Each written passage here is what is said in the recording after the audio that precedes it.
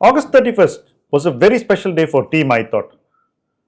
On that day, we completed 5 years with our flagship PMS product Solitaire. It's been a very interesting journey for all of us, and I'm going to share with you some of the things that we learned with this experience. Firstly, we didn't have any grand strategy about how to make Solitaire an accepted product.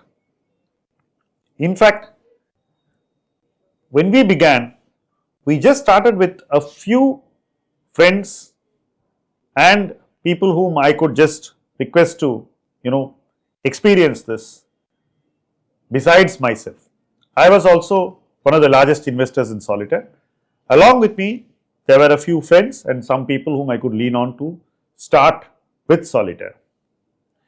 Despite the fact that I had a reasonable public profile as an investor, we did not use it for building Solitaire.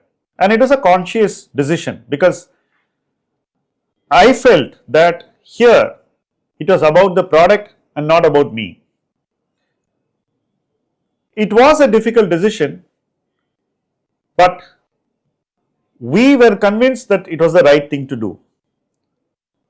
So there was no question of doing road shows in cities, no TV appearances. I've never appeared even once on any business channel after we got our PMS license and started. No individual discussion of stocks in our portfolio anywhere. No model portfolio. No commissions and marketing through banks. No influencers. And no clickbait features like small case to lure investors. So we didn't have a small case portfolio to mirror the PMS portfolio, stuff like that, right? We didn't do any of those things. So we are pretty much a slow starter and almost a non-starter. We started investing, and by the time we completed deploying the money, COVID struck. Barely days after we built the portfolio, COVID struck. Consciously, we had decided to invest gradually because we were not comfortable with the market in 2019.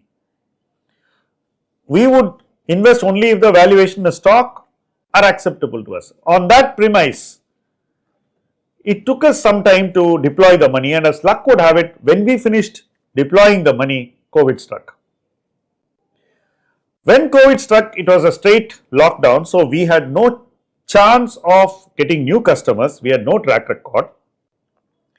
And as such, we didn't have a mechanism to reach out to people even under the normal circumstances. The question of reaching out to people in COVID was non-existent. So it was a kind of a situation where we had cornered ourselves very badly. But we had a good product. We were confident about the product. We were confident the product will lose less than its referral point, which is the benchmark. And that more or less played to plan. But we are not getting incremental monies when the market fell because people have not experienced the product even for 3-4 months. How would they come and pour money in a situation like COVID? So, and we also didn't push too hard. We just kept telling people, if you have some money, please contribute. Some of the people did. And that was greatly beneficial to both them and to us. The product itself, Solitaire itself, was a simple product. We chose not to invest in business with high leverage. So we don't invest in any banks or NBFCs or any of those lending oriented companies. Businesses which use leverage heavily to grow are not in our usual universe.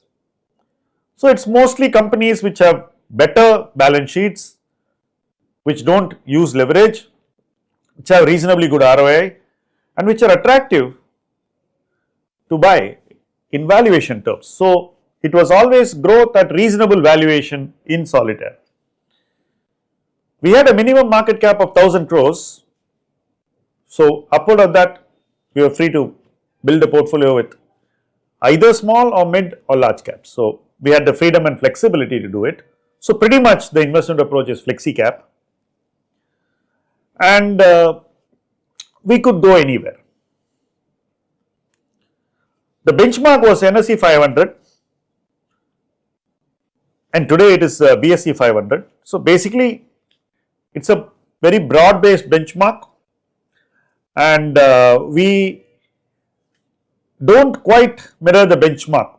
The philosophy of the product makes us always invest away from the benchmark, in the sense that we would probably buy stocks which don't influence the benchmark that much, but maybe in the lower end of the benchmark, maybe within a rank of beyond 250, but good businesses at reasonable valuations. So this was broadly what we were trying to do.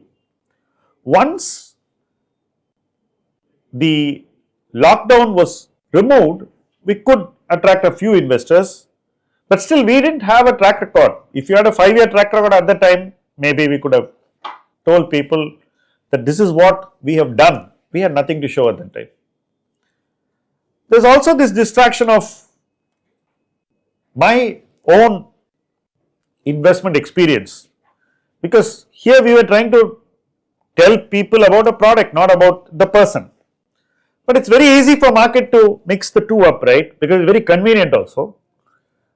But we chose not to engage with that in any form. So we were just going with the product. The most important thing about Solitaire was that we took less risks than the benchmark, far less in fact. And we did not really try to think about what moves the benchmark and position that in the portfolio. That we have never followed, not only in Solitaire, in any of our products.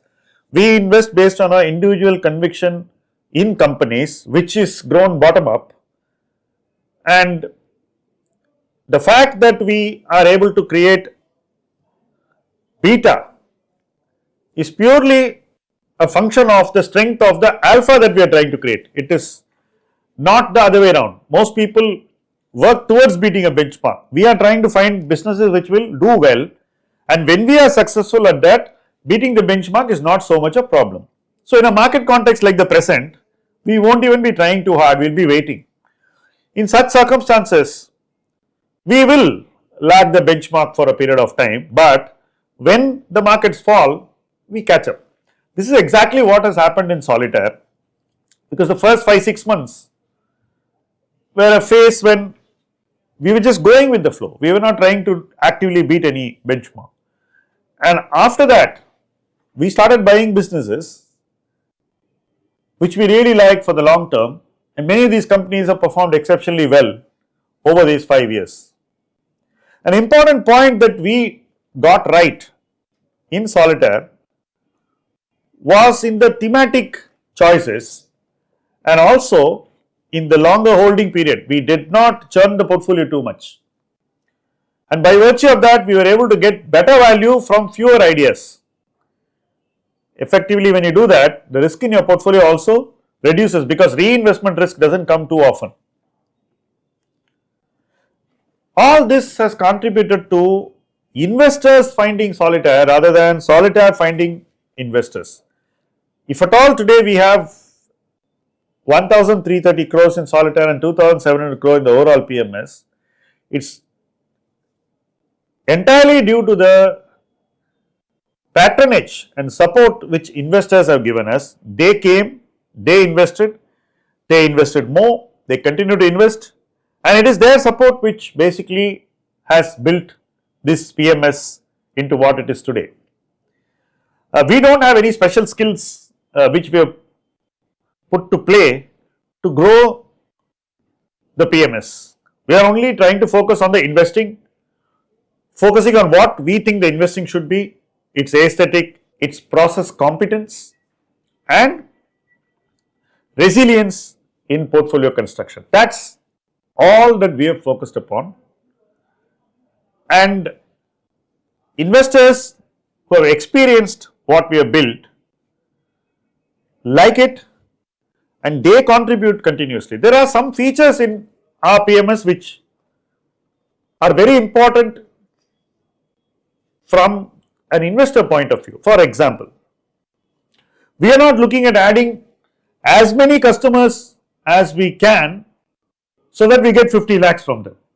And my own Solitaire portfolio, which started quite modestly, is today at a very good place, and I have also tried to add some money from my income which I can contribute. I have set a goal for myself that my Solitaire portfolio should be of this size, which is quite significantly higher than what it is today, which means that I would be continuously contributing. There are some business practices which definitely are important for you to know. We have not done any rebating. All our customers are treated equally, including myself. Nobody gets a special fee structure. There are some fee options in some products, but most of the products have a single fee option. We have consciously promoted the fixed fee approach so that when portfolios do extremely well in short bursts of time, the investor doesn't pay too much fees disproportionate to their profits. Like, we want the fee to just be a fixed sum. We don't want it to go to 5, 6, 7% in 1 year, and then the portfolio should not be in a place where it struggles to overcome that burden of the fee in the subsequent period. In 3 of our products, we have fixed fee options, and these 3 are domestic facing products.